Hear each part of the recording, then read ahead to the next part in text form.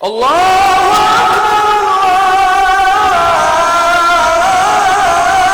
اکبر لا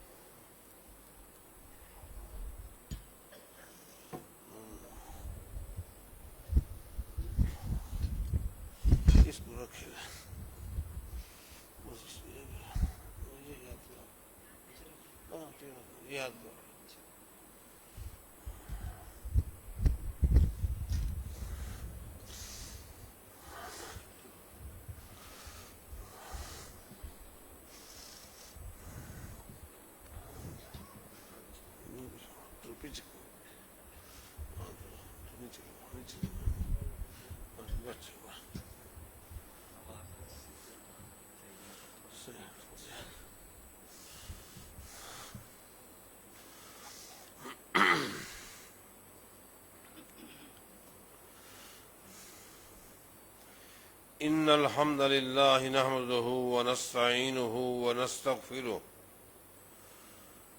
ونعوذ بالله من شرور أنفسنا وسيئات أعمالنا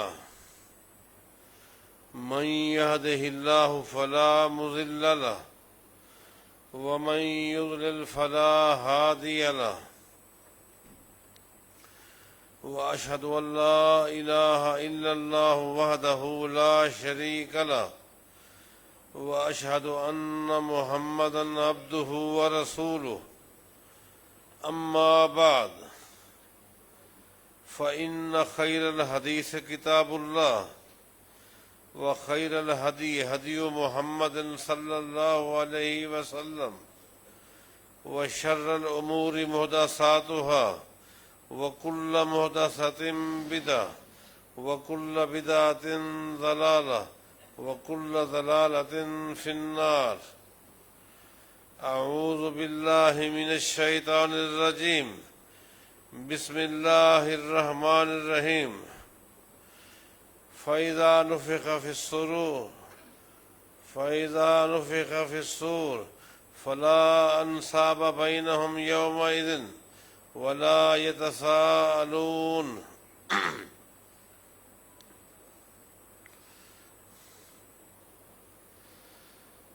آج کے خطبے کا عنوان آپ احباب نے سن لیا ہوگا، پڑھ لیا ہوگا، وہ ہے سیدنا ابوبکر صدیق، سیدنا عمر بن خطاب رضی اللہ عنہم کا اہل بیت کے ساتھ تعلق، محبت۔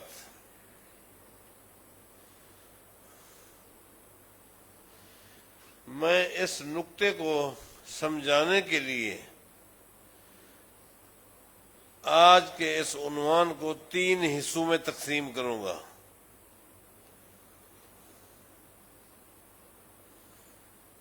پہلے حصے میں شیخین کا اہل بیت کے ساتھ تعلق، دوسرے حصے میں اس نقطے کو واضح کروں گا کہ اہل بیت میں کون احباب شامل ہیں، تیسرے اور آخری نقطے میں واضح کروں گا کہ شریعت نے، اسلام نے اہل بیت کو کیا عزت اور مقام دیا ہے۔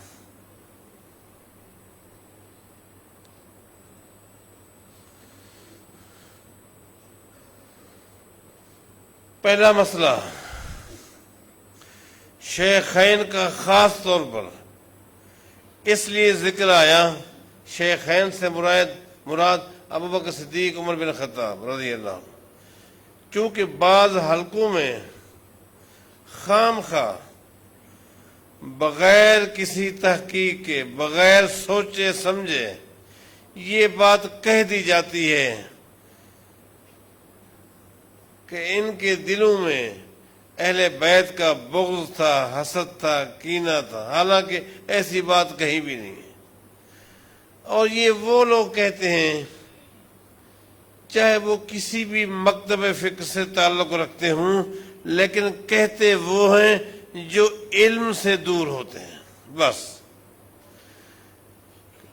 جس کا تعلق علم سے ہے، چاہے اس کا تعلق کسی بھی مکتب فکر سے ہو، چاہے وہ اپنے آپ کو اہل سنت کہلائے یا اہل تشیع کہلائے، وہ اس طرح کی باتیں نہیں کہہ سکتا۔ میں دلائل دوں گا انشاءاللہ۔ حضرات،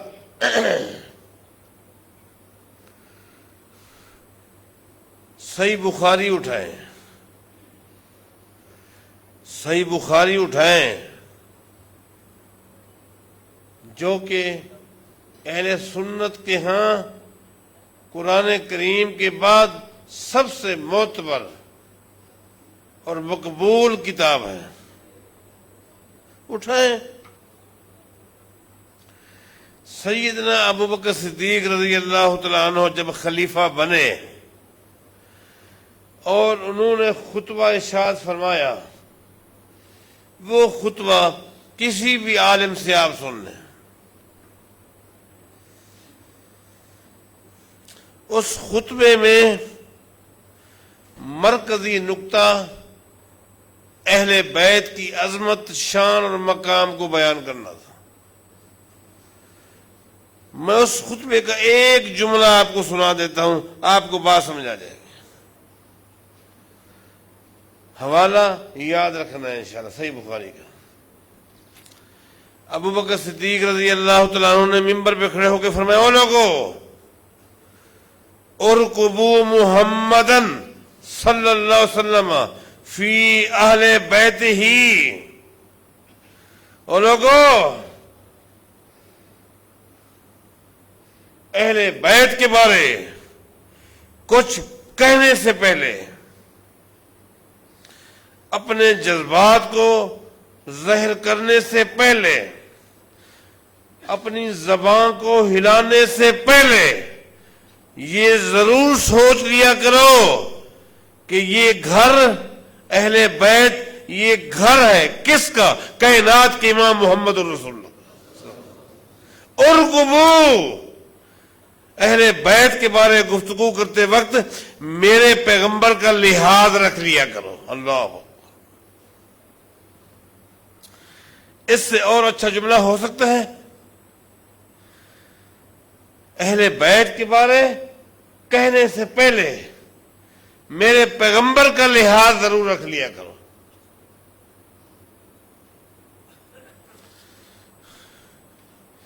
اسی صحیح بخاری کو پڑھ کے دیکھیں،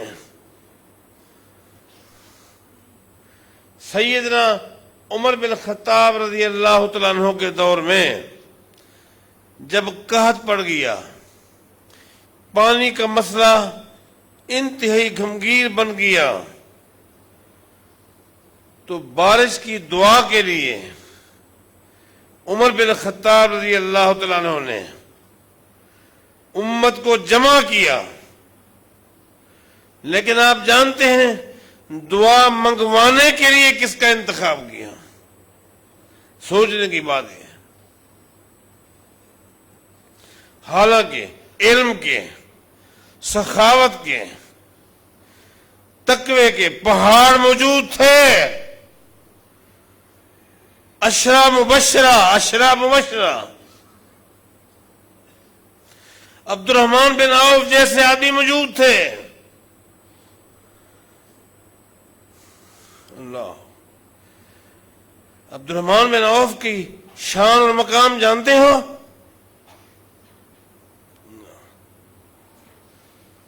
جس وقت نبی علیہ السلام فوت ہوئے نا، امام ابن شبہ جو دوسری صدی ہجری کے سب سے بڑے محدث، محقق، مورخ،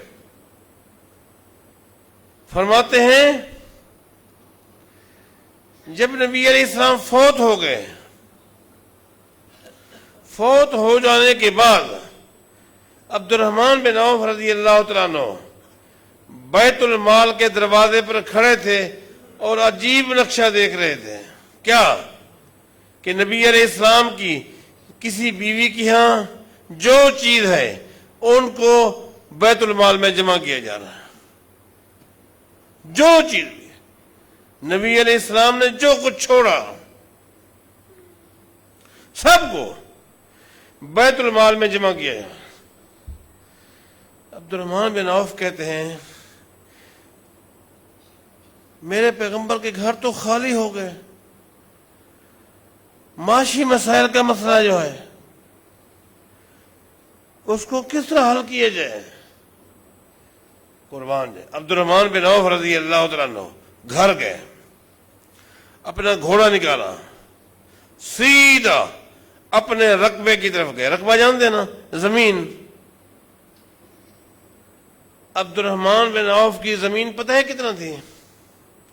حدیث میں ٹوٹل رقبہ تو نہیں ملا مجھے، لیکن یہ مجھے ضرور ملا ہے کہ وہ اتنا بڑا رقبہ تھا کہ جس کو سیراب کرنے کے لیے عبد الرحمن بن عوف نے 20 کنویں کھدوائے ہوئے تھے. اب آپ کا تعلق زمینوں سے ہوگا.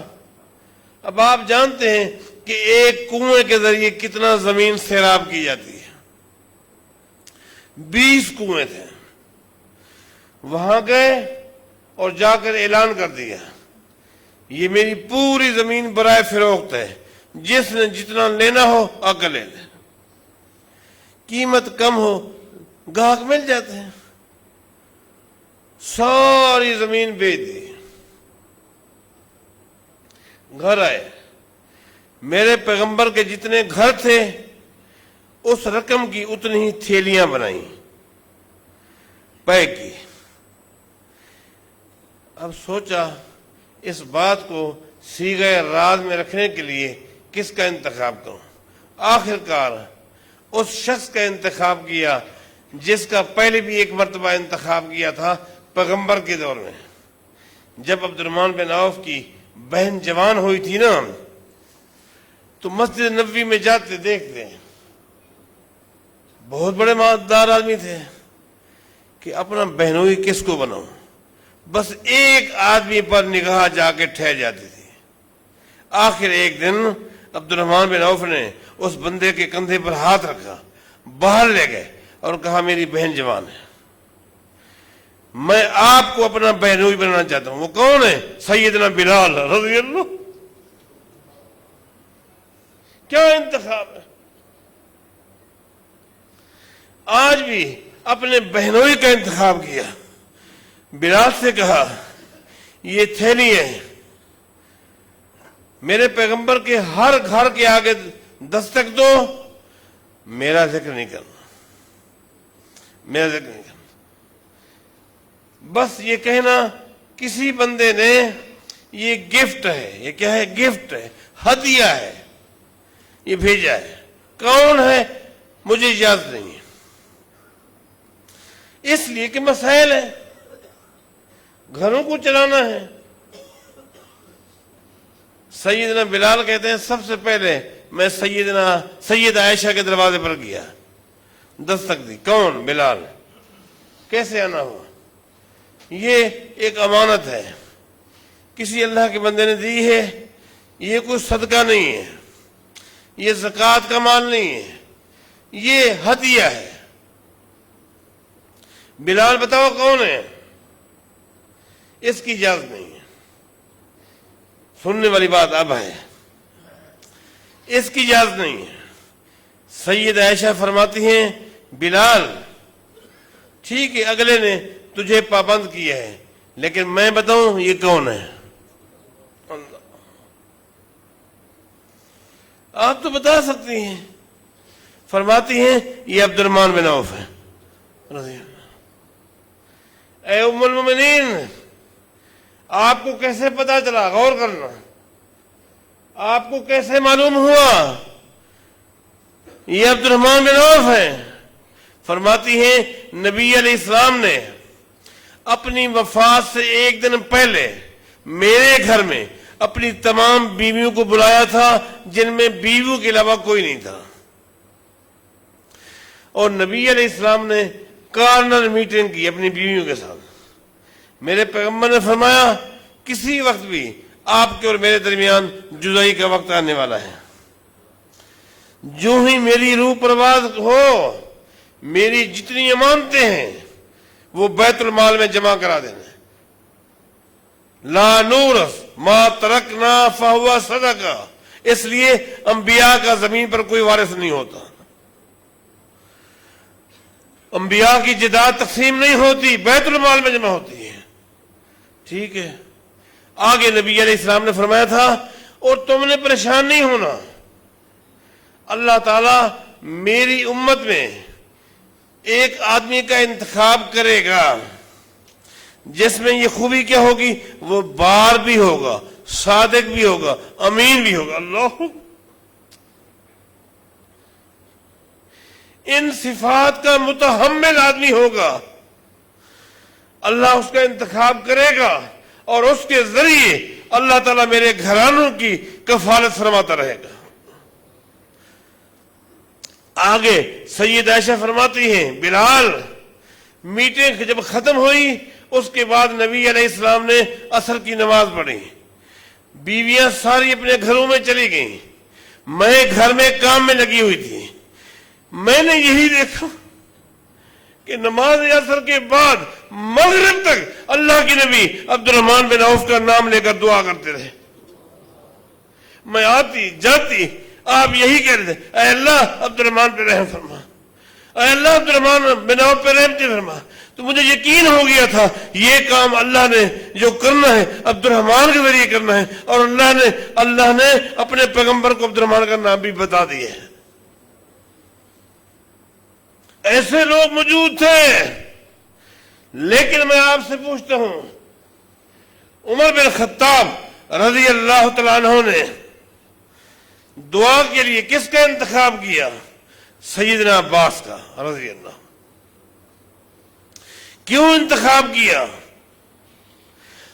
عبد الرحمن بن عوف بھی قریشی ہیں، عباس بھی قریشی ہیں، لیکن عبد الرحمن بن عوف قریشی ہیں، عثمان قریشی ہیں، لیکن عباس قریشی بھی ہیں اور اہل بیت بھی ہیں.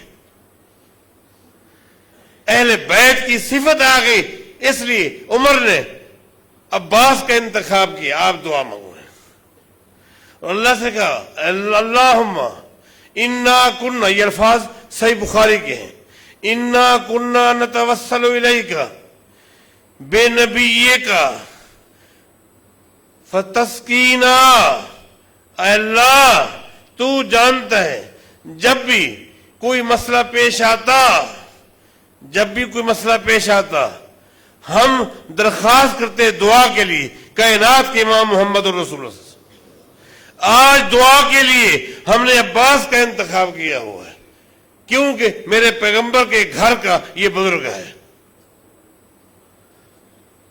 تعلق، محبت،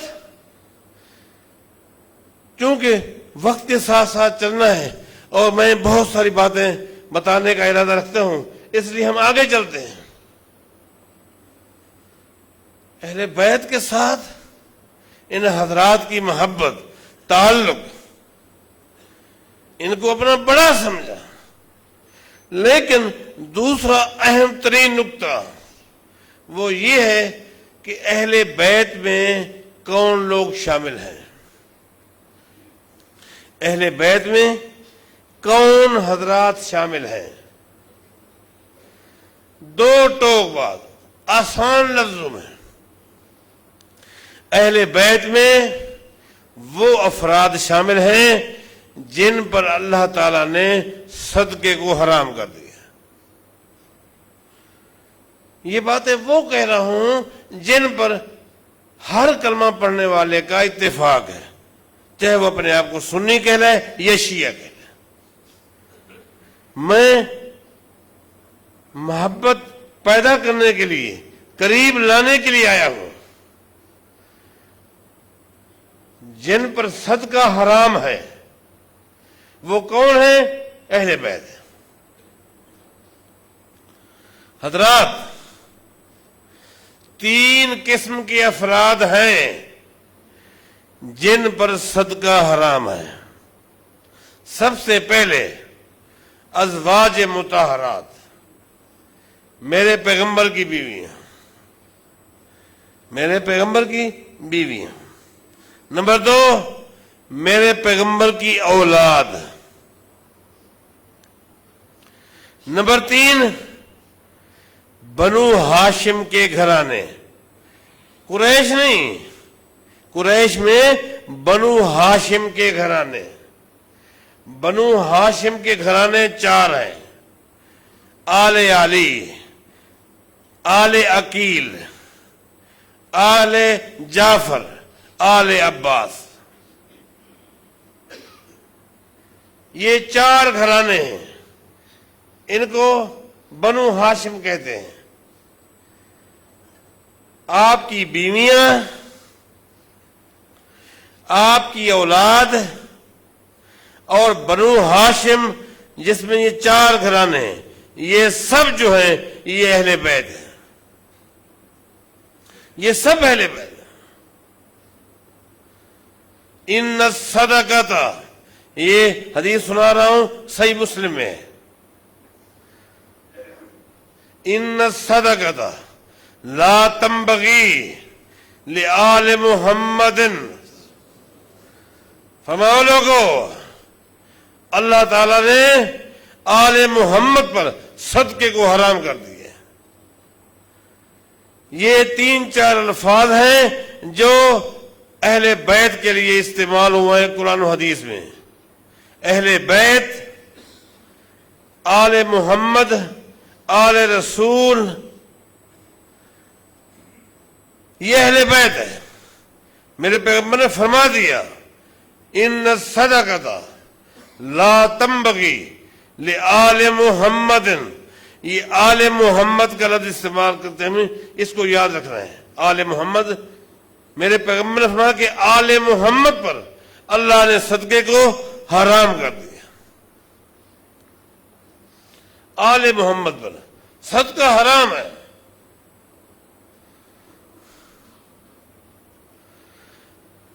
سید عائشہ رضی اللہ تعالیٰ عنہا کے دروازے پر آواز آئی، آپ کے پاس ایک گائے لے کر آئے ہیں۔ ابن شیبہ، یہ حدیثوں کے حوالے یاد رکھا کریں، حوالوں کا اور احادیث کی صحت کا ذمہ دار میں ہوں بولنے والا، باقی غور آپ نے کرنا ہے۔ گائے، یہ کس چیز کی گائے ہے؟ لوگوں نے کہا یہ صدقے کی گائے ہے، صدقے کی گائے ہے، آپ کو دینے کے لیے آئے ہیں۔ کن کے پاس آئے تھے؟ سید عائشہ کے پاس۔ سید عائشہ کون ہے؟ میرے پیغمبر کی بیوی، ام المومنین۔ سید عائشہ رضی اللہ تعالیٰ عنہ نے کیا فرمایا؟ علماء سے پوچھیں، اہل علم سے پوچھیں کہ سید عائشہ نے کیا کہا۔ فرماتی ہیں، انا آل محمد، اور لوگوں تمہیں پتہ نہیں ہم تو آل محمد ہیں۔ اللہ، کتنی واضح بات ہے۔ میں نے کہا صرف وہ لوگ جو علم سے دور ہیں وہ خام خواہ نہیں سمجھ پاتے۔ فرماتی ہیں، انا آل محمد، اور تم میرے پاس صدقے کی گائے لے کر آئے ہو، تمہیں پتہ نہیں ہم تو آل محمد ہیں۔ لا تحل لنا صدقہ، ہمارے لیے اللہ نے صدقے کو حرام کر دیا۔ کتنی واضح بات ہو گئی، کتنی بات واضح ہو گئی۔ اس میں 2 نقطے سامنے آ گئے، ایک آل محمد پر صدقہ حرام، ایک یہ بھی بات واضح ہو گئی کہ ازواج مطہرات آل محمد میں ہیں، آل محمد میں۔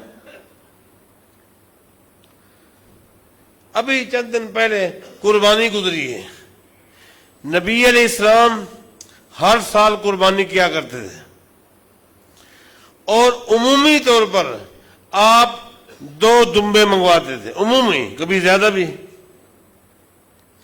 2 دمبے منگواتے تھے۔ ایک دمبا آپ کے قریب لایا جاتا، آپ خود اس کو لٹاتے اور ذبح کرنے سے پہلے میرے پیغمبر کیا دعا پڑھا کرتے تھے؟ جاؤ پوچھو، علماء سے پوچھو۔ میرے پیغمبر جانور ذبح کرنے سے پہلے کیا فرماتے تھے؟ کسی کا اختلاف نہیں ہے جو الفاظ میں آپ کو سنا رہا ہوں، نہ کسی اہل سنت کا۔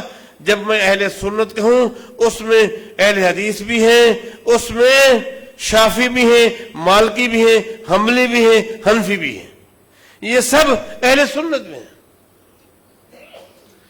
اہل تصحیح آپ سمجھتے ہیں سب کا اتفاق ہے، میرے پیغمبر قربانی کے جانور کو چت لٹاتے، چھری پھیرنے سے پہلے فرماتے اللہم ھذا عن محمد و آل محمد، اے اللہ یہ قربانی ہے محمد اور آل محمد کی طرف سے۔ بتاؤ اب اس آل محمد میں کون ہے؟ آپ کی بیوی ہیں، آپ کی بیویاں ہیں سب سے پہلے۔ آل محمد میں یہی ہے۔ نبی علیہ السلام اپنے گھر والوں کے لیے روزی کے حوالے سے اکثر ایک دعا مانگا کرتے تھے۔ یہ دعا امام مسلم صحیح مسلم میں لے کر آئے۔ وہ دعا کیا ہے؟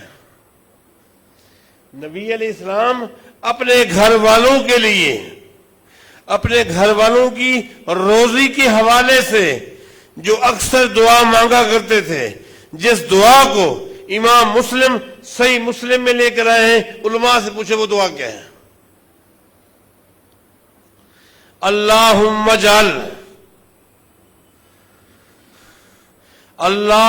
اجعل رزق آل محمد قوتا، یہ دعا ہے۔ اللہم اجعل رزق آل محمد قوتا، اے اللہ میری دعا ہے، اے اللہ کہیں ایسا نہ ہو کہ میرے چلے جانے کے بعد میرے گھر میں دولت کے حوالے سے ہوس پیدا ہو جائے، ہوس پیدا ہو جائے، حرص پیدا ہو جائے۔ اس لیے فرماتے تھے اللہم اجعل رزق آل محمد قوتا، اے اللہ قیامت تک آل محمد کو اتنا رزق دینا ہے جتنا ان کی ضرورت ہے۔ ابھی آل محمد میں کون ہے؟ میرے پیغمبر کی بیویوں کو نکال دو گے؟ سب سے پہلے یہی ہے، میرے پیغمبر کی بیویاں سب سے پہلے گھر میں ہیں، اپنے گھر والوں کے لیے دعا کر رہے ہیں، آل محمد کے نام لے رہے ہیں، لیکن رزق کتنا؟ جتنا ان کی ضرورت ہے، واہ، اس سے زیادہ ضرورت نہیں۔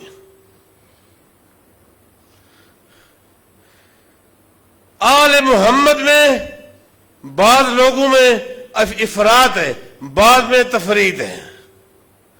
بعض لوگوں نے پتہ نہیں آل محمد میں، اہل بیت میں، آل رسول میں کن کن کو شامل کر دیا ہے، اور بعض نے کن کن کو نکال دیا ہے۔ لیکن ہمارا منہج، ہماری فکر افراط سے بھی پاک ہے، تفرید سے بھی پاک ہے، اعتدال ہے، اعتدال ہے۔ میں نے آپ کو بتا دیا یہ 3 طرح کے لوگ ہیں جو اہل بیت میں شامل ہیں۔ سب سے پہلے آپ کی بیویاں، نمبر 2 آپ کی اولاد، نمبر 3 بنو ہاشم کے گھرانے، جو میں نے آپ کو بتا دی، یہ لوگ اس میں شامل ہیں۔ حضرات، تیسرا نقطہ جو بڑا قابل غور ہے، بڑا اہم ہے، اور اس نقطے میں بہت ساری غلط فہمیوں کو بھی دور کرنے کی کوشش کروں گا، لیکن میں وقت کا لحاظ ضرور رکھوں گا انشاءاللہ۔ اور وہ یہ ہے، دین اسلام میں اہل بیت کا، آل رسول کا، آل محمد کا کیا مقام ہے، اہل بیت کی کیا شان ہے۔ آئیے میں آپ کو ایک حدیث سنا دیتا ہوں جسے علامہ البانی اپنی صحیحہ میں لے کر آئے ہیں، مانا صحیح ترین حدیث ہے۔ نبی علیہ السلام فرماتے ہیں، کل سبب و نسب منقطع یوم القیامت الا سببی و نسبی۔ اللہ، آج اس حدیث پر آپ غور کریں گے۔ کل سبب و نسب منقطع یوم القیامہ الا سببی و نسبی۔ تمام لوگوں، جب قیامت قائم ہوگی دنیا کے سارے رشتے ختم ہو جائیں گے، دنیا کی تمام برادریاں، تمام رشتے قیامت کے دن ختم ہو جائیں گے۔ فرمایا لوگوں، قیامت کے دن صرف ایک گھرانہ ہے جن کا رشتہ، جن کا تعلق ختم نہیں ہوگا، اور فرمایا وہ اہل بیت ہے۔ اللہ، قیامت کے دن بھی آل رسول، یہاں اس گفتگو کے ذریعے جہاں میں مغالطے دور کر رہا ہوں، وہاں اہل بیت سے جو ہمارا تعلق ہے اس کو بھی پیش کر رہا ہوں۔ ہمارے ہاں جو اہل حدیث کے ہاں مقام ہے اہل بیت کا، وہ بھی آپ کے سامنے رکھ رہا ہوں نا۔ یہ اہل بیت، ان کا کیا مقام ہے، ان کی کیا شان ہے۔ کل سبب و نسب، رشتے دو طرح کے ہوتے ہیں، ایک سببی ایک نسبی۔ سببی رشتہ ہوتا ہے نکاح کی وجہ سے، آپ نے کسی خاندان میں رشتہ کیا یا کسی کے ہاں آپ نے رشتہ لیا یا دیا، یہ رشتہ ہے سببی۔ رشتہ ہو گیا، یہ آپ کی بیوی ہے، یہ آپ کی ساس ہے، یہ آپ کا سسر ہے، یہ آپ کا سالہ ہے۔ یہ رشتے کون سے ہیں؟ سببی ہیں۔ اور ایک رشتے ہیں نسبی ہیں، یہ میرا بیٹا ہے، یہ میرا باپ ہے۔ یہ نسبی رشتے ہیں۔ رشتے دو طرح کے ہوتے ہیں، ایک نسبی ایک سببی، اور سبب کیا ہے؟ وہ نکاح ہے۔ فرمایا کہ دنیا کے اندر جتنے رشتے ہیں، چاہے وہ نسبی ہیں یا سببی ہیں، قیامت کے دن سب ختم ہو جائیں گے سوائے میرے محمد مصطفیٰ کے گھر کے، میرے پیغمبر کے گھرانے کے ساتھ، اہل بیت کے ساتھ، آل رسول کے ساتھ، آل محمد کے ساتھ جن کا رشتہ ہوگا، چاہے وہ سببی ہوگا یا نسبی ہوگا، وہ قائم رہے گا۔ حضرات، اسی چیز کو سامنے رکھ کر، اسی چیز کو سامنے رکھ کر، اب سننا بات، اسی چیز کو سامنے رکھ کر سیدنا عمر بن خطاب رضی اللہ تعالیٰ عنہ، سیدنا علی رضی اللہ تعالیٰ عنہ کے دروازے پر گئے تھے۔ میری کوئی خواہش نہیں اور کوئی جذبات نہیں، لیکن میں چاہتا ہوں قیامت کے دن اہل بیت کے ساتھ میرا ایک ایسا رشتہ ہو جائے جو قیامت کے دن بھی مجھے کام آ جائے۔ کیونکہ سیدنا عمر قریشی تھے، اہل بیت میں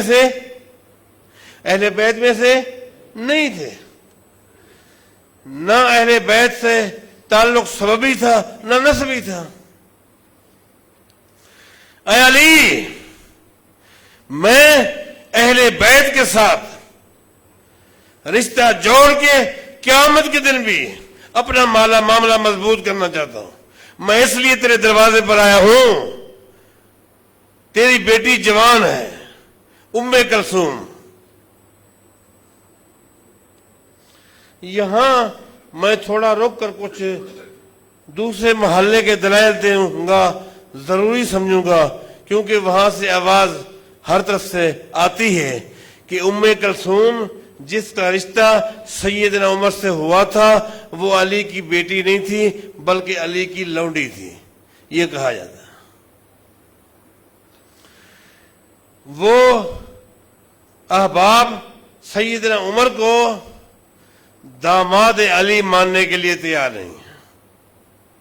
داماد علی ماننے کے لیے چونکہ تیار نہیں ہیں، اس لیے آج میں اس مسئلے کو کلیئر کرنے کے لیے اہل تشیع کی ان کتابوں کا حوالہ دوں گا جو کتابیں ایسی وزنی ہیں جو ہمارے ہاں اہل سنت کے ہاں جیسے بخاری مسلم ہیں.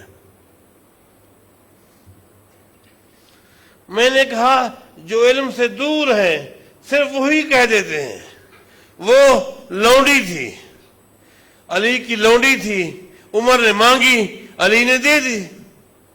بیٹی نہیں تھی، بیٹی نہیں ہو سکتی، عقل نہیں مانتی. کیوں؟ اس لیے کہ علی تو خود عمر سے چھوٹا تھا، پھر اس کی بیٹی کتنا چھوٹی ہوگی. بات چھوٹی بڑی کی نہیں. اسلام میں نکاح کے لیے کوئی قید ہے؟ ایسی بات نہیں ہے. بات دلائل کی ہے، بات دلائل کی ہے. اس لیے میں آپ کو دلائل دینے لگا ہوں، ان پر آپ غور کریں. اہل سنت کا ایک حوالہ دوں گا، باقی سارے حوالے اہل تشیع کے معتبر مرکزی جو محدثین ہیں ان محدثین کی مرکزی کتابوں سے دوں گا انشاءاللہ. اور میری نیت ان دلائل کے دینے کی یہ ہے کہ ان کے دل میں حقیقت آ جائے، بیٹھ جائے، حق کو وہ سمجھ لیں اور غلط فہمیاں ختم ہو جائیں. بس خام خواہ کی باتیں جو ہیں یہ نہیں ہونی چاہیے. یہ کلمہ پڑھنے والوں کو زیب نہیں دیتی. اہل سنت کا ایک حوالہ صحیح بخاری کا دیتا ہوں. صحیح بخاری کا، صحیح بخاری میں آتا ہے کہ سیدنا عمر رضی اللہ تعالیٰ عنہ کے پاس کچھ انتہائی قیمتی چادریں آئیں. امیر عمر نے ان چادروں کو مدینے کی کچھ خواتین میں تقسیم کی، اور ان خواتین میں تقسیم کی جن خواتین کی دین کے حوالے سے کچھ قربانیاں تھیں، کچھ محنتیں تھیں. ان خواتین میں امیر عمر نے ان چادروں کو تقسیم کیا. ایک چادر بچ گئی، ایک چادر. یہ صحیح بخاری کے لیے سنا رہا ہوں. ساتھی بیٹھے تھے، ساتھیوں نے مشورہ دیا امیر عمر کو، آتے ہذا بنت رسول اللہ صلی اللہ علیہ وسلم التی عندک. امیر المؤمنین یہ چادر آپ اللہ کے نبی کی اس بیٹی کو دے دیں جو آپ کے نکاح میں ہے. اللہ کے نبی کی وہ بیٹی جو آپ کے نکاح میں ہے آپ اس کو دے دیں. یہاں رک کر یہ بتا دوں، جس طرح رشتے کی ترتیب ہوتی ہے نا جی، تو پوتیاں، نواسیاں، پوتے، نواسے، یہ سب اولاد میں شامل ہوتے ہیں. یہ سب اولاد میں شامل ہیں. کیا آپ کو صحیح بخاری کی وہ حدیث یاد نہیں ہے؟ میرے پیغمبر خطبے کے لیے کھڑے ہوئے اور میرے پیغمبر کے ساتھ حسن بیٹھے ہوئے تھے. حسن کن کے بیٹے ہیں؟ سیدنا علی کے. میرے پیغمبر کبھی حسن کو دیکھتے، کبھی لوگوں کو دیکھتے. یہ الفاظ صحیح بخاری کے ہیں. کبھی حسن کو، کبھی صحابہ کو. اور فرماؤ لوگو ان ابنی ھذا، میرا یہ بیٹا، میرا ہے تو پوتا، اور پوتا بھی بیٹا ہوتا ہے، پوتی بھی بیٹی ہوتی ہے، نواسا بھی بیٹا ہوتا ہے. نواسی بھی بیٹی ہوتی ہے۔ فرمایا لوگو ان ابنی ھذا سید، یہ میرا بیٹا حسن یہ سردار بننے والا ہے، یصلح اللہ بہ بین فئتین عظیمتین من المسلمین، ایک وقت آئے گا اللہ تعالیٰ مسلمانوں کے دو عظیم ترین گروہوں کے ذریعے، پارٹیوں کے ذریعے اللہ تعالیٰ اس میرے بیٹے کے ذریعے صلح کرا دے گا۔ صحابہ کہتے ہیں اس حدیث کو سننے کے بعد ہمیں یقین ہو گیا تھا، چونکہ اللہ کے نبی کی حدیث اللہ کی وحی ہے، ہمیں یقین ہو گیا تھا کہ حسن بچپن میں فوت نہیں ہوگا، ہمیں یقین ہو گیا تھا کہ حسن اتنی بڑی عمر میں آئے گا کہ یہ مسلمانوں کے درمیان صلح کرے گا، اور ایسا ہی ہوا۔ میرے پیغمبر تو یہ کہہ کر دنیا سے چلے گئے سن 41 ہجری میں، جب امت دو حصوں میں تقسیم ہو گئی، دو حصوں میں۔ اس سے پہلے امت کبھی بھی دو حصوں میں تقسیم نہیں ہوئی تھی، اختلافات ہوئے تھے، دو امیر نہیں ہوئے تھے۔ آج 41 ہجری میں امت دو حصوں میں تقسیم ہو گئی، امت کا ایک گروہ معاویہ کے ساتھ ہو گیا، ایک حسن کے ساتھ ہو گیا۔ جب حسن نے دیکھا امت دو حصوں میں تقسیم ہو گئی، امت کو یکجا کرنے کے لیے اپنی امارت سے دستبردار ہو گئے، امت پھر ایک جگہ پر جمع ہو گئی، اللہ کے نبی کا فرمان سچا ہو گیا۔ یہ الگ بات ہے کہ اگر حسن نے امت کو اختلاف سے بچانے کے لیے اپنی امامت کو چھوڑا، اللہ قیامت کے دن حسن کو جو عزت دے گا سو دے گا۔ دنیا میں اللہ نے یہ عزت دی، میرے پیغمبر نے فرمایا تھا جانے سے پہلے قرب قیامت میری امت میں ایک امام آئے گا جس کو امام مہدی آپ بولتے ہیں، ابو داؤد کی حدیث ہے، صحیح حدیث ہے، کیسے انکار کر سکتے ہو؟ فرمایا آئے گا اور وہ میرے بیٹے حسن کی اولاد میں سے ہوگا اور پوری دنیا کا وہ امام ہوگا۔ بہرحال واپس آئیے، میں آپ کو صحیح بخاری کی حدیث سنا رہا تھا۔ دوستوں نے کہا آتے ھذا بنت رسول اللہ التی عندک، اے امیر المؤمنین آپ یہ چادر اللہ کے نبی کی اس بیٹی کو دے دیں جو آپ کے نکاح میں ہے۔ یریدون ام کلثوم بنت علی، صحابہ کے کہنے کا مطلب یہ تھا ام کلثوم کو دے دیں جو علی کی بیٹی ہے، آپ کی بیوی ہے۔ اس کا اور کیا معنی کر سکتے ہیں آپ؟ بات بڑی واضح ہے کہ سیدنا عمر نے جس ام کلثوم سے نکاح کیا وہ سیدنا علی کی لونڈی نہیں تھی بلکہ بیٹی تھی۔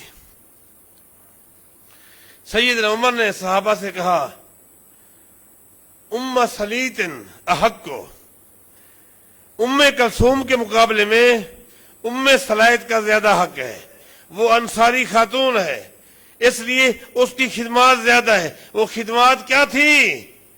احد کے میدان میں جب صحابہ زخمی پڑے تھے، ام سلیط مدینے سے اپنے سر پر پانی لے آتی اور زخمیوں کو پلاتی تھی، مدینے سے مٹکا سر پہ رکھ کر آتی ام سلیط اور احد کے میدان میں جا کر زخمیوں کو پانی پلاتی۔ عمر نے کہا میری بیوی ام سلیط کے مقابلے، ام کلثوم کے مقابلے میں ام سلیط کا حق زیادہ ہے۔ آئیے دوسری طرف آئیے،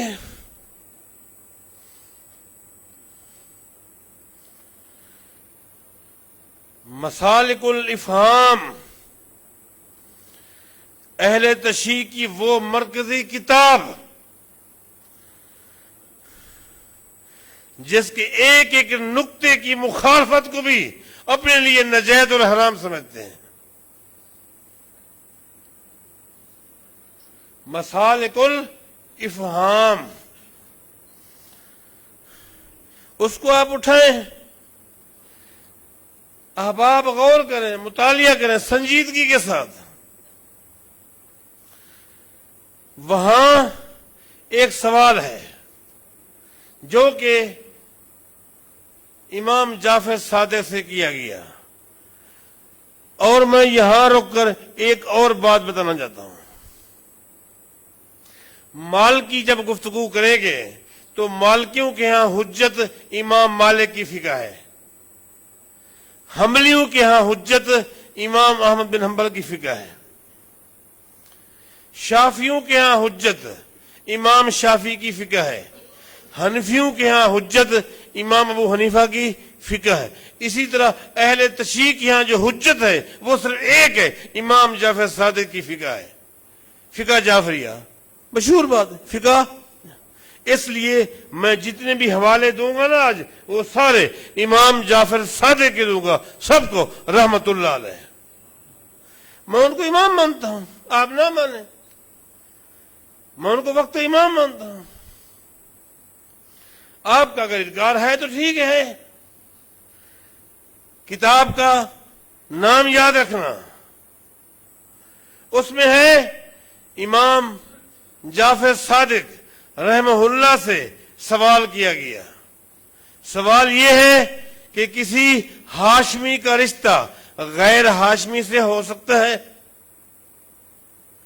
لڑکی مثلا ہاشمی ہو، لڑکا ہاشمی نہ ہو، تو کسی ہاشمی کا رشتہ غیر ہاشمی سے ہو سکتا ہے؟ کتاب اٹھائیں۔ امام جعفر صادق رحمہ اللہ فرماتے ہیں جی ہاں، ہاشمی کا رشتہ غیر ہاشمی سے ہو سکتا ہے۔ اور یہ بتاؤں، امام جعفر صادق جب بھی کوئی جواب دیتے ہیں نا اس کی دلیل دیتے ہیں، اس کی اب دلیل جو بھی دیتے ہیں لیکن دلیل دیتے ہیں، بغیر دلیل کے بات نہیں کرتے۔ فرمایا جی ہاں، ہاشمی کا رشتہ غیر ہاشمی سے ہو سکتا ہے۔ آگے دلیل دیتے ہیں، کیا دلیل دی؟ فرماتے ہیں زوج علی ابنتہ ام کلثوم من عمر۔ اس کی دلیل یہ ہے کہ علی نے اپنی بیٹی ام کلثوم کا رشتہ عمر کے ساتھ کیا تھا۔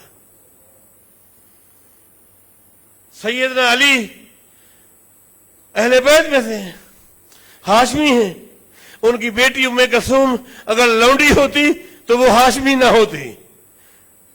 سیدنا علی نے اپنی بیٹی ام کلثوم کا رشتہ کیا عمر کے ساتھ، یہ دلیل ہے۔ حضرات، وقت کم ہے لیکن انشاءاللہ ہم کچھ باتیں کہہ پائیں گے انشاءاللہ۔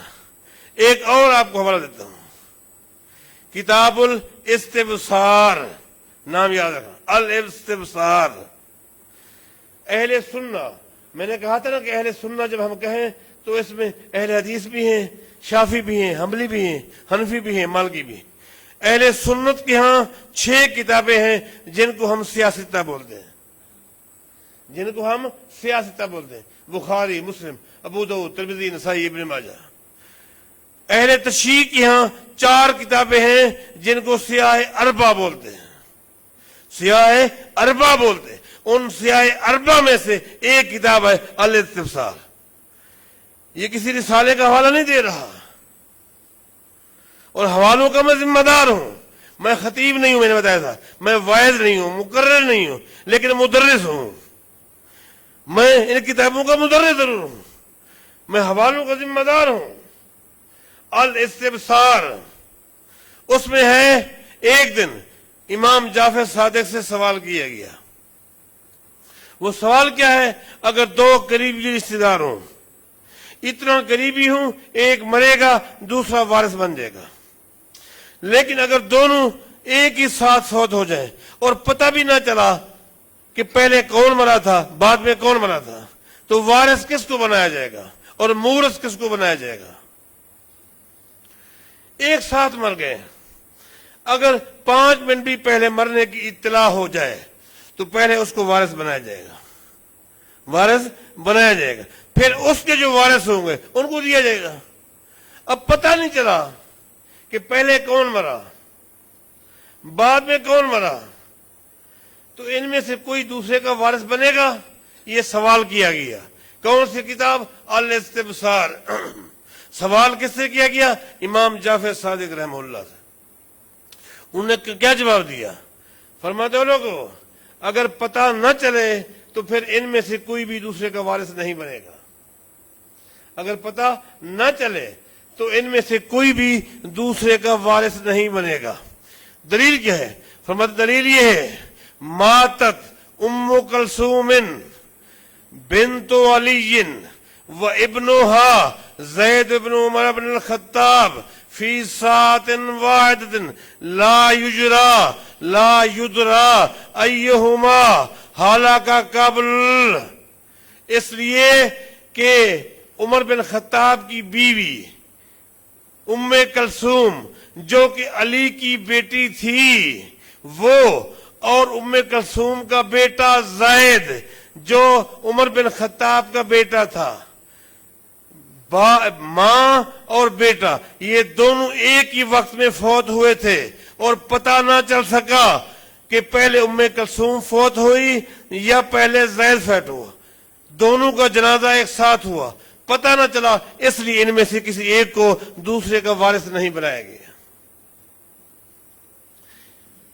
کتاب میں کیا ہے کہ کون ایک ساتھ فوت ہوئے؟ ام کلثوم جو بیٹی ہے علی کی، بیوی ہے عمر بن خطاب کی.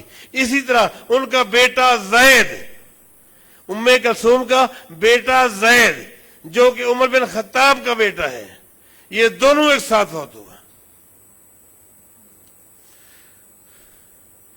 2-3 منٹ ہیں، ایک حوالہ اور دے دوں. حوالے تو بہت ہیں اور بڑی زبردست کتاب کا حوالہ دے رہا ہوں. اہل سنت کے ہاں اتفاق ہے قرآن کریم کے بعد سب سے صحیح ترین کتاب صحیح بخاری ہے. ایسی بات ہے، قرآن کریم کے بعد اصح الکتب بعد کتاب اللہ ہے الصحیح البخاری. علامہ عینی حنفی رحمت اللہ علیہ نے عمدۃ القاری میں لکھا ہے کہ مشرق سے لے کر مغرب تک پوری دنیا کے مسلمانوں کو اتفاق ہے کہ قرآن کریم کے بعد صحیح ترین کتاب صحیح بخاری ہے. اہل تشیع کے ہاں مشرق سے لے کر مغرب تک ان کے ہاں بھی اتفاق ہے کہ صحیح ترین کتابی جو ہے کتاب ہے وہ فروع کافی ہے. فروع کافی بخاری کے مقابلے کی کتاب ہے فروع کافی. اس کے مصنف ہیں محمد بن یعقوب جن کے بارے اہل تشیع کا اتفاق ہے کہ محمد بن یعقوب نے جب فروع کافی لکھنے کے بعد سیدھا اس غار میں گئے جس غار میں امام مہدی ہیں. ان کا عقیدہ بتا رہا ہوں، کہیں کل کو میرا گریبانی پکڑنا. اچھا جی شیخ نے تو کہا تھا وہ ہیں غار میں، بھائی ان کا حوالہ دے رہا ہوں، ان کی ترتیب بتا رہا ہوں. محمد بن یعقوب فروع کافی کو لے کر اس غار میں گئے جس غار میں ان کے عقیدے کے مطابق امام مہدی موجود ہیں. محمد بن یعقوب نے یہ کتاب دکھلائی امام مہدی کو. امام مہدی نے پڑھنے کے بعد کہا ھذا کافن لشیعتنا، زمین پہ رہنے والے ہمارے جتنے شیعہ ہیں قیامت تک کے لیے، تمام شیعوں کے لیے عقیدہ، عمل، اخلاقیات سب کے لیے یہی کتاب کافی ہے. اللہ. اب اس کتاب کا حوالہ دے رہا ہوں. میں نے تو اپنی بات بتانی نا آپ کو، تاکہ کل کو یہ نہ کہیں کہ حضرت وہ رسالوں کا حوالہ دے کے چلے گئے، پمفلٹوں کا حوالہ دے کے چلے گئے. اس میں ہے کہ اگر خامد فوت ہو جائے تو بیوی عدت کہاں گزارے؟ اپنے گھر میں یا اپنے ماں باپ کے ہاں؟ کہاں گزارے؟ عدت کا ذکر قرآن میں ہے جس کو سب مانتے ہیں. والذین یتوفون منکم ویذرون ازواجا یتربصن بانفسہن، 4 مہینے 10 دن عدت ہے. عدت کہاں گزارے؟ امام جعفر صادق سے پوچھا گیا خاوند اگر فوت ہو جائے عورت عدت کہاں گزارے؟ خاوند کے گھر میں یا اپنے ماں باپ کے ہاں؟ آگے جواب کیا ہے؟ کتاب کا حوالہ یاد رہے گا، اس میں ہے اگر خاوند فوت ہو جائے عورت کو چاہیے اپنے باپ کے ہاں جا کر عدت گزارے۔ دلیل کیا دی؟ میں نے کہا تھا نا کہ امام جعفر صادق ہر بات کی دلیل دیتے ہیں اپنی ترتیب کے مطابق۔ فرماتے ہیں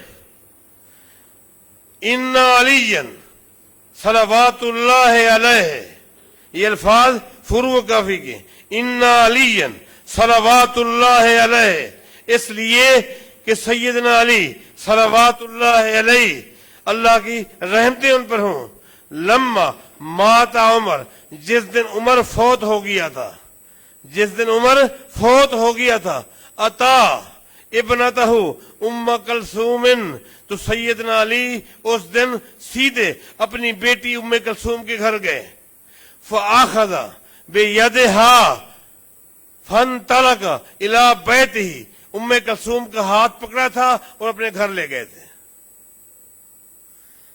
ان دلائل سے کیا پتا چلا؟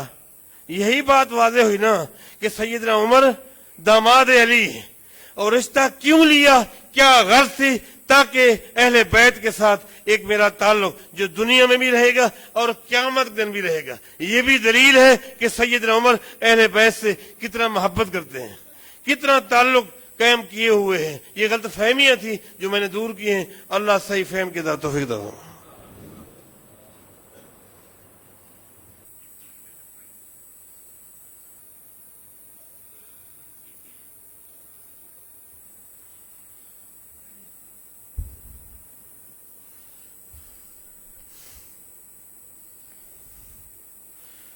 ان الحمد لله نحمده ونستعينه ونستغفره ونعوذ بالله من شرور انفسنا وسيئات اعمالنا، من يهده الله فلا مضل له ومن يضلل فلا هادي له، اشهد ان لا اله الا الله وحده لا شريك له واشهد ان محمدا عبده ورسوله، اما بعد فان خير الحديث كتاب الله وخير الهدي هدي محمد صلى الله عليه وسلم، وشر الأمور محدثاتها وكل محدثة بدعة وكل بدعة ضلالة وكل ضلالة في النار۔ اے اللہ ہمارے جتنے دینی بھائی دینی بہنیں، اے اللہ جو بھی ایمان پر اسلام پر فوت ہو گئے، اے اللہ تو ان سے راضی ہو جا، اے اللہ ان کی بخشش فرما دے۔ اے اللہ ہم میں سے جن کے والدین، والد یا والدہ، بہن بھائی دوست احباب، اے اللہ جو بھی ایمان پر فوت ہو گئے ہیں، اے اللہ ان سے راضی ہو جا، اے اللہ ان کی قبروں کو منور بنا دے، جنت کے باغیچے بنا دے۔ اے اللہ جو بیمار ہیں انہیں صحت عطا فرما، جو پریشان حال ہیں ان کی پریشانی دور فرما۔ اے اللہ عالمی سطح پر مسلمانوں پہ رحم فرما۔ اے اللہ ہم جہاں بھی دیکھتے ہیں، دنیا میں جس کونے میں دیکھتے ہیں، جہاں بھی بجلی گرتی ہے مسلمانوں پر گرتی ہے، جہاں بھی ظلم کے پہاڑ ٹوٹتے ہیں گرتے ہیں وہ خطہ مسلمانوں کا ہوتا ہے۔ یقیناً اے اللہ ہم اعتراف کرتے ہیں یہ ہمارے گناہوں کی وجہ سے ہے، ہم میں غلطیاں ہیں، ہم میں کوتاہی ہیں، لیکن اے اللہ ہم تیرے آگے دست بدعا ہیں، ہمارے گناہ کتنے ہی کیوں نہ ہوں لیکن تیری رحمت ہمارے گناہوں سے کہیں زیادہ ہے۔ اے اللہ تو ہمارے گناہ معاف فرما دے، اے اللہ تو ہم پہ رحم فرما، اے اللہ تو ہم پہ رحم فرما۔ اے اللہ کیا ہو رہا ہے کشمیر میں، فلسطین میں، اے اللہ کشمیر میں، فلسطین میں، شام میں، چیچنیا میں، جہاں بھی جس خطے پہ ظلم، بد امنی، بربریت ہے وہ علاقہ مسلمانوں کا۔ اے اللہ میری دعا ہے، اے اللہ عالمی سطح پر مسلمانوں کے حکمرانوں کو بھی ہدایت نصیب فرما کہ وہ کفر کے مقابلے میں اپنا علیحدہ فورم قائم کریں۔ یہ ضرورت ہے، افرادی اعتبار سے، مالی اعتبار سے، وسائل کے اعتبار سے مسلمان کو کمزور ہیں نہیں، صرف ہم میں اتفاق نہیں ہے۔ عالمی سطح پر اے اللہ مسلمانوں کو اتفاق نصیب فرما، اے اللہ تو ہم پہ رحم فرما۔ दुनिया और आखिरत की भलाई नसीब फरमा, दुनिया और आखिरत के शर से हम सबको महफूज फरमा। अकूल को लिहाजा व आखिर अल्हम्दुलिल्लाह।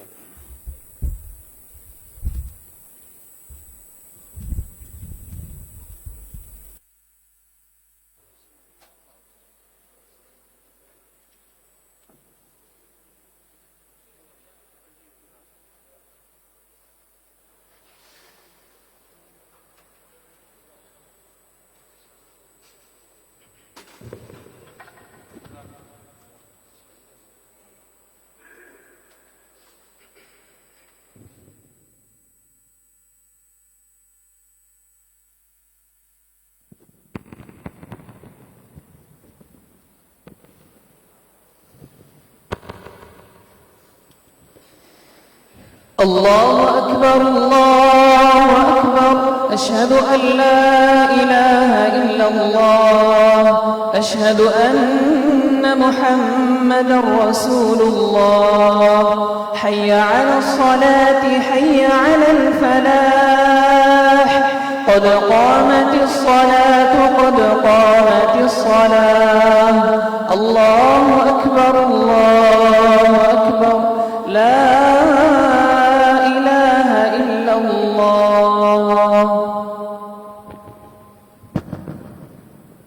मिल जाएं, सफ़ें दुरुस्त कर लें।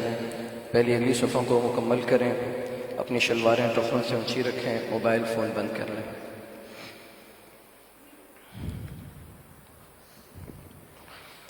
अल्लाहु अकबर।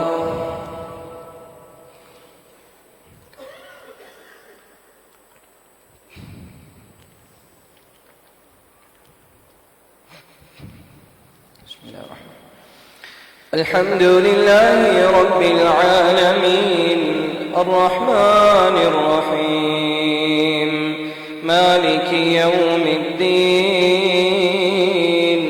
إياك نعبد وإياك نستعين اهدنا الصراط المستقيم صراط الذين أنعمت عليهم غير المغضوب عليهم ولا الضالين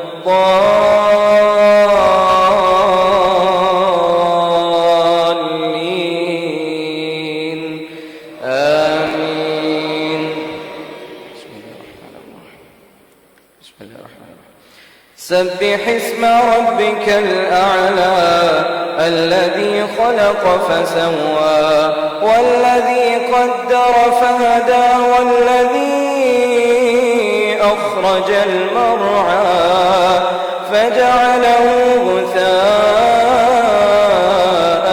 أحوى سنقرئك فلا تنسى إلا ما شاء الله إنه يعلم الجهر وما يخفى ونيسرك لليسرى فذكر إن نفعت الذكرى سيذكر من يخشى ويتجنبها الأشقى الذي يصلى النار الكبرى ثم لا يموت فيها ولا يحيا قد أفلح من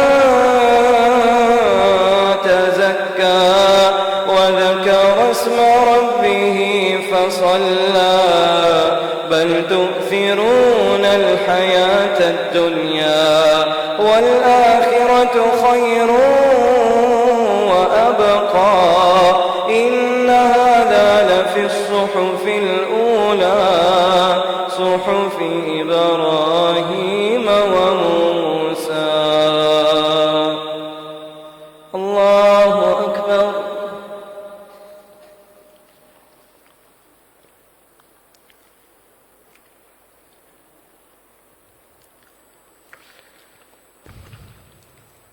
سمع الله لمن حمده. الله أكبر.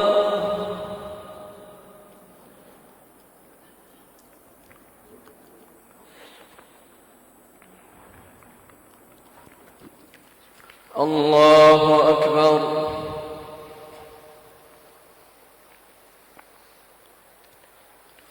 الله أكبر.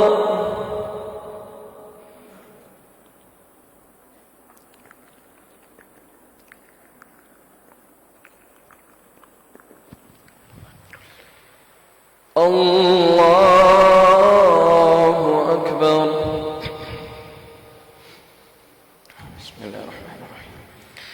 الحمد لله رب العالمين الرحمن الرحيم مالك يوم الدين إياك نعبد وإياك نستعين اهدنا الصراط المستقيم صراط الذين أنعمت عليهم غير المغضوب عليهم ولا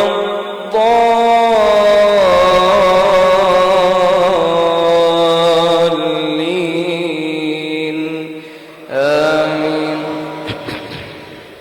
بسم الله الرحمن الرحيم. هل أتاك حديث الغاشية وجوه يومئذ خاشعة عاملة ناصبة تصلى نارا حامية تسقى من عين آنية ليس لهم طعام إلا من ضريع لا يسمن ولا يغني من جوع وجوه يومئذ ناعمة لسعيها راضية في جنة عالية لا تسمع فيها لاغية فيها عين جارية فيها سرر مرفوعة وأكواب موضوعة ونمارك مصفوفة وزرابي مبثوثة أفلا ينظرون إلى الإبل كيف خلقت وإلى السماء كيف رفعت وإلى الجبال كيف نصبت وإلى الأرض كيف سطحت فذكر إنما أنت مذكر لست عليهم بمسيطر إلا من تولى وكفر فيعذبه الله العذاب الأكبر إن إلينا إيابهم ثم إن علينا حسابهم. الله أكبر.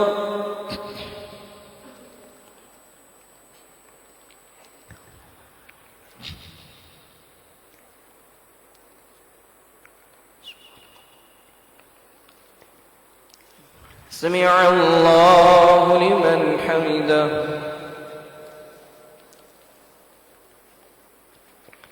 الله أكبر.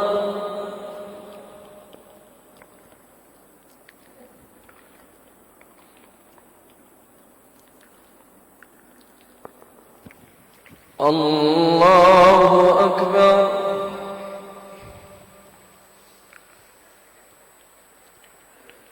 الله أكبر.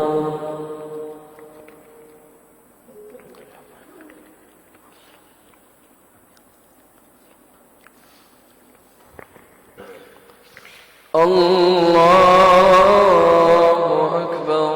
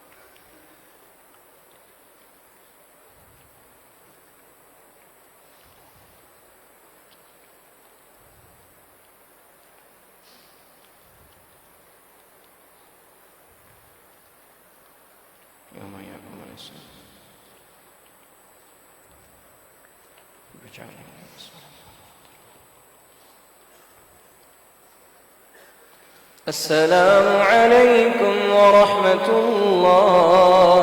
السلام عليكم ورحمة الله.